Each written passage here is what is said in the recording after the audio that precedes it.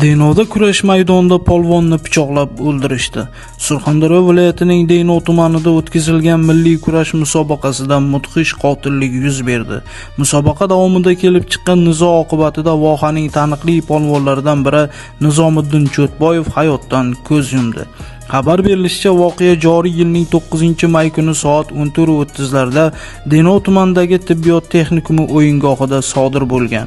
U yerda milliy kurash bo'yicha ommaviy tadbir o'tkazilgan. Davrada Nizomiddin polvonning o'g'li A.X. raqibi B.J.ni kurash musobaqasida yenggan. Ukasining mag'lubiyatidan g'azablangan D.J. Nizomiddin polvonning orqa tomonidan kelib, bir necha bor unga pichoq bilan zarba bergan. Bosh prokuratura matbuot xizmati rahbari Hayot Shamsuddinovning tasdiqlashicha, og'ir jarohatlar olgan Nizomiddin polvon zudlik bilan tuman tibbiyot birlashmasiga olib borilgan. Biroq jonlantirish bo'limida ko'rsatilgan tibbiy muolajalarga qaramay vafot etgan. Sud tibbiy ekspertizasining dastlabki xulosasiga ko'ra, marhumning tanasiga 4 marotaba og'ir pichoq zarbasi berilgan.